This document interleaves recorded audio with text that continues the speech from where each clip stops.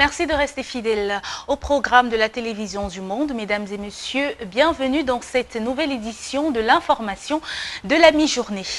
Ouvrons avec ce fait de société. Un incendie ravage un magasin au marché d'Umbouda à l'ouest Cameroun. Les flammes dont l'origine reste inconnue ont causé d'importants dégâts matériels estimés à plusieurs millions de francs CFA. Retour sur les faits avec Frédéric Moutomé et Raoul Rostandifo.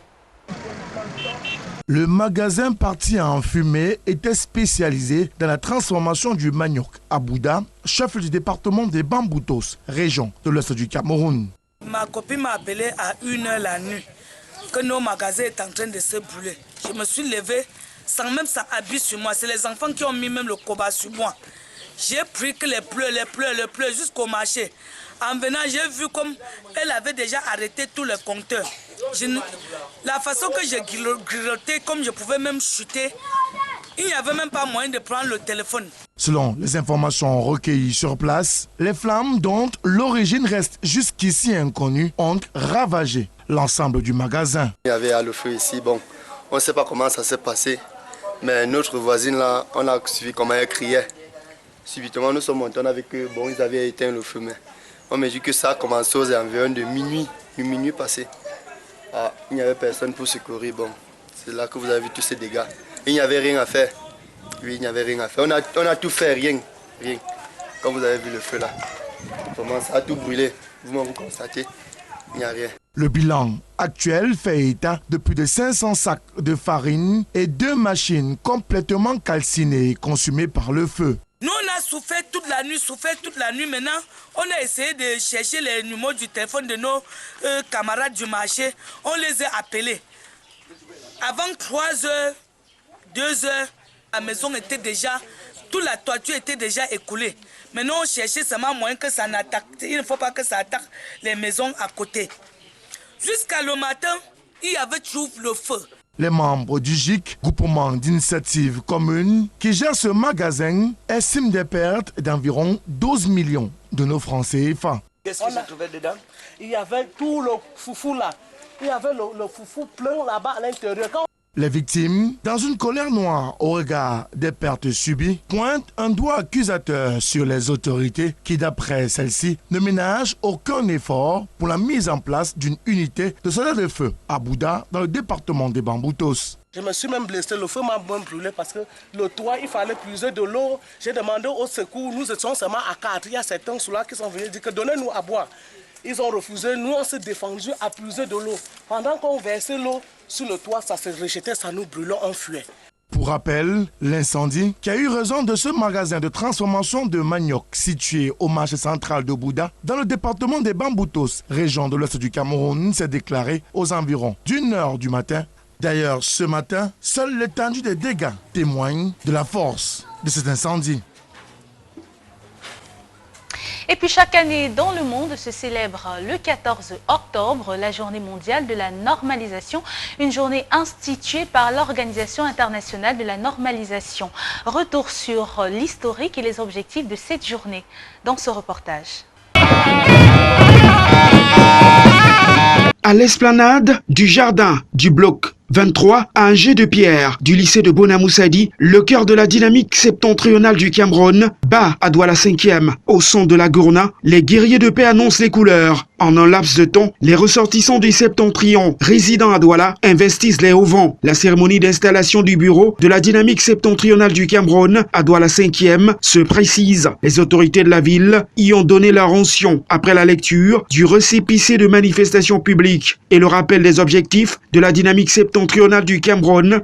Son comité exécutif national, représentant les ressortissants de l'extrême nord, du nord et la Damarois, seront dévoilés. Séance tenante, et le peuple tout pourri fera vaciller ce jardin verdoyant avec en tête de file Sa Majesté Emmanuel Pououi. L'opportunité de remercier ici tous les organisateurs et le bureau que nous venons d'installer, en fait, dans la dignité humaine, dans la vérité et dans tout le patriotisme que vous pouvez leur reconnaître. Ils ont fait acte de bravoure, ils ont fait acte d'humilité, ils ont fait acte de popularité même, j'allais dire, pour que la cérémonie se passe très bien.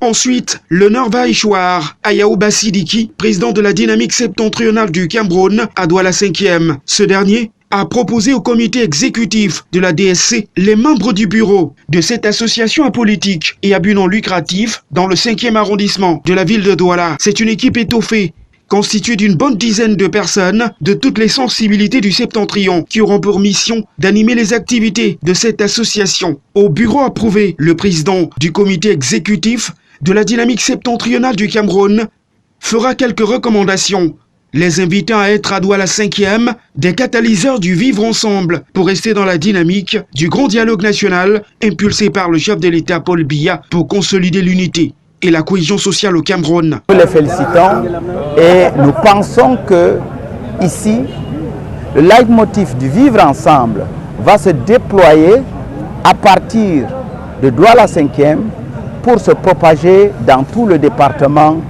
du Vouri. Ici, nous voulons faire œuvre commune dans le vivre ensemble avec toutes les populations autochtones qui nous ont accueillis. Nous, de culture soudano-sahélienne du septentrion, voulons faire œuvre commune dans ce vivre ensemble. Loin donc d'être un écran de fumée, la dynamique septentrionale du Cameroun se déploie dans la région du littoral.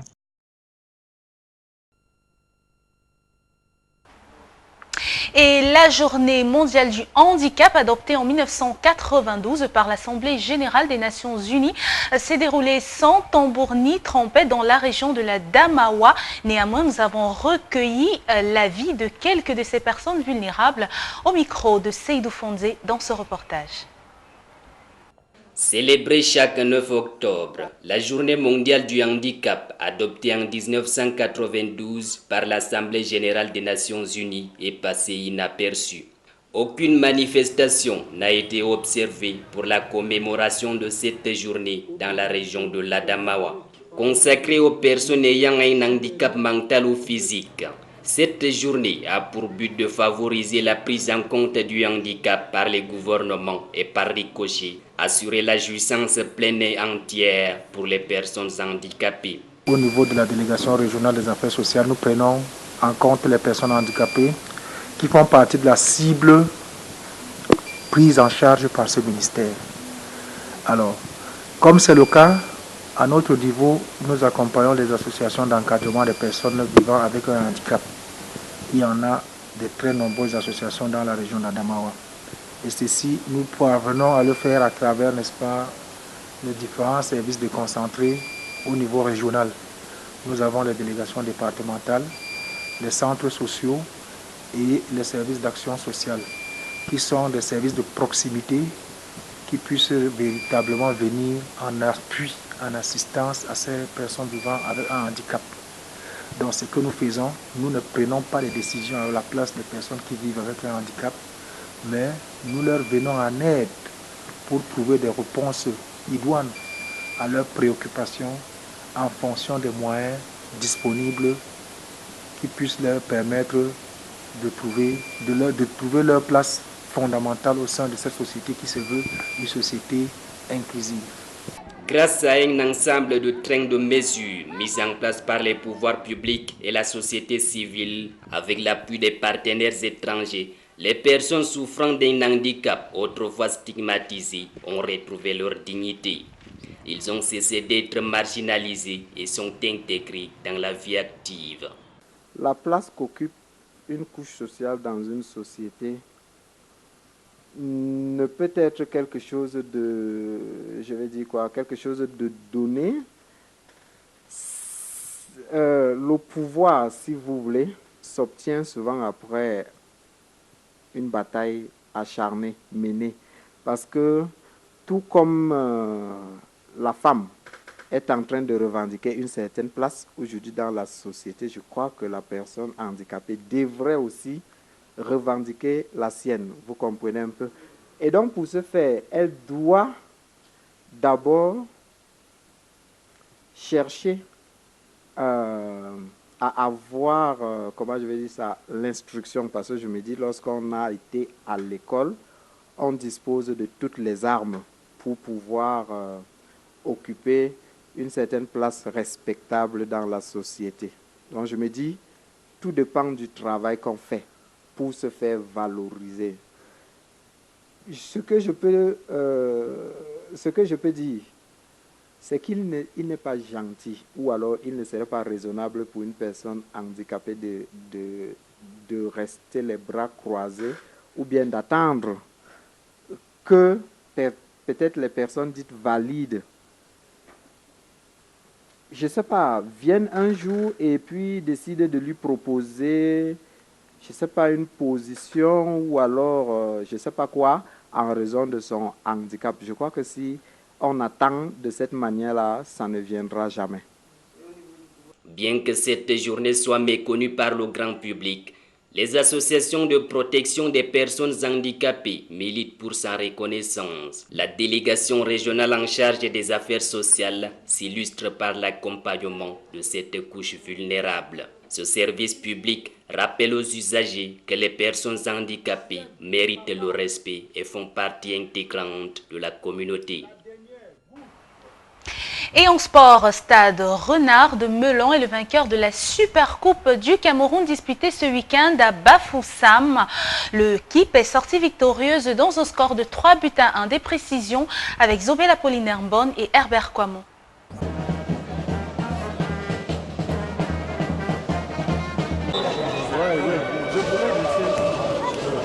La rencontre de ce dimanche était présidée par Awa Fonka Augustine, gouverneur de la région de l'Ouest, représentant du ministre des Sports et de l'Éducation physique. Il avait à ses côtés le président de la Fédération camerounaise de football, Sédou Bobondjoya. Les 45 premières minutes de ce duel ont été entièrement dominées par Stade Renard de Melon. L'ouverture du score intervient à la 10e minute de jeu grâce à Bertin Ngamaleu qui marque contre son camp.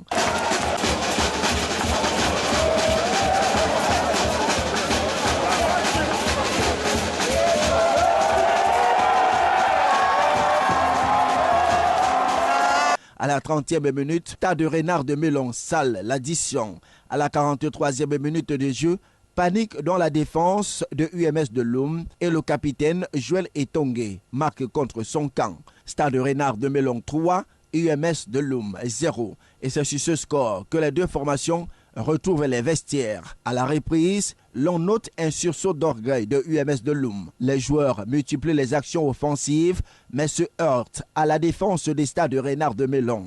À la 86e minute de jeu, Cédric Landry Djomo de UMS de Loum réduit la marque par coup franc et inscrit ainsi l'unique but de son équipe. Score final, Stade Renard de Melon 3, UMS de Loum 1. Nous sommes très contents d'avoir remporté ce trophée de champion. Nous l'avons bien préparé. Mais je crois aussi que c'est déjà un signal que Stade Renard veut une place au sommet du football camerounais. Mais ça se travaille dans l'ombre. Je crois que ça se voit aussi déjà. Je crois que nous sommes tous contents de voir un football aussi alléchant qu'a produit les deux équipes. Bon, mais nous avons eu l'avantage de marquer les premiers et de saler l'addition avec l'aide de notre adversaire. Mais c'est aussi parce qu'il y avait de l'intensité dans le jeu qui a permis que Stade Renard essaie de prendre l'avantage sur IMS de Loum cet après-midi. Par-dessus, mais honnêtement fier de mes joueurs à la fin. Parce que j'ai apprécié ces joueurs-là qui, en dépit de leur préparation, en deuxième mi-temps, ont montré un bien meilleur visage. Et c'est sur ça que je vais m'appuyer pour la suite du championnat. Bon, félicitations à Stade Renard qui a mérité sa victoire, qui a joué nos erreurs parce qu'il y a eu des errements en première mi-temps. Et je crois que j'ai tiré des leçons. On va corriger ça avant le début du championnat. Vous verrez notre visage de l'UMS. Le meilleur joueur de la rencontre n'est personne d'autre que Mondongo Noum de Stade Renard de Melon, qui a reçu son trophée des mains du président du comité technique transitoire, Aboubakar Alim Konat. C'est sous une pluie battante que le trophée des champions a été remis au capitaine des Stades Renard de Melon par le gouverneur Awa Fonka Augustine. Par la voix de son président, la Ligue régionale de football de l'Ouest, sacrée meilleure ligue de la saison sportive 2018-2019, s'est dit satisfait du bon déroulement de cette Super Coupe du Cameroun. Très satisfait parce que la fédération a choisi la région de l'Ouest pour abriter la première édition du trophée des champions.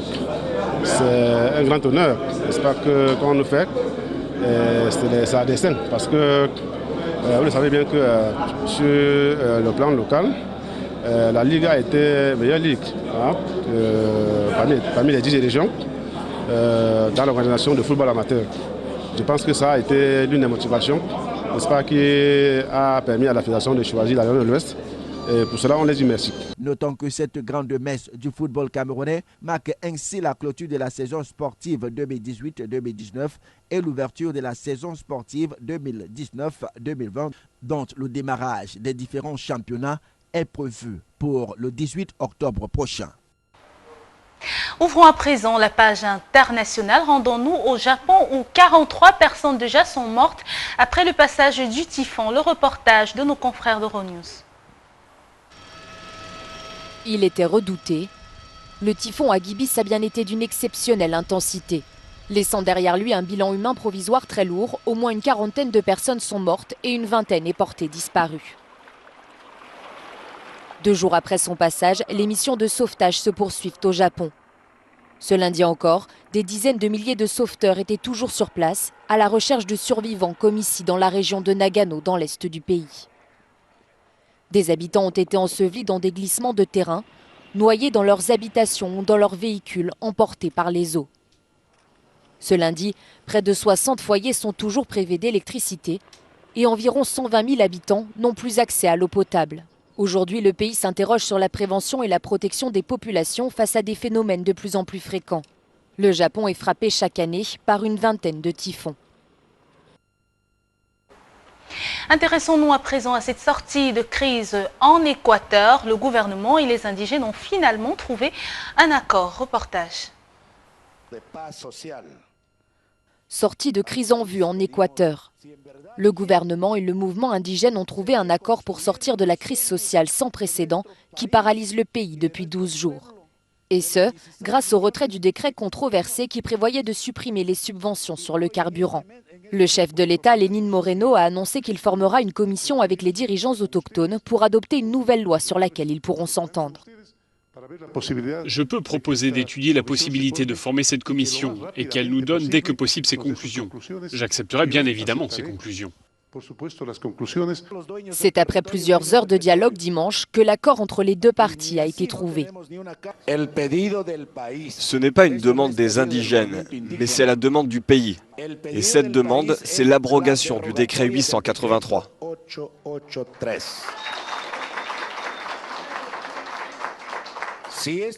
Si le décret est abrogé, le calme reviendra dans le pays tout entier. Quito, la capitale, a été le théâtre de débordements d'une violence inédite et de longs affrontements entre manifestants et forces de l'ordre. Débordé face à cette situation incontrôlable, le président Moreno avait déplacé le siège du gouvernement, décrété un couvre-feu et placé la ville sous contrôle militaire. Ce conflit a fait depuis le 3 octobre 7 morts et plus de 1300 blessés. Et c'est la fin de ce bulletin de l'information de la mi-journée sur la télévision du Monde. Merci de nous avoir suivis. Restez en compagnie de nos programmes qui se poursuivent. Bon après-midi.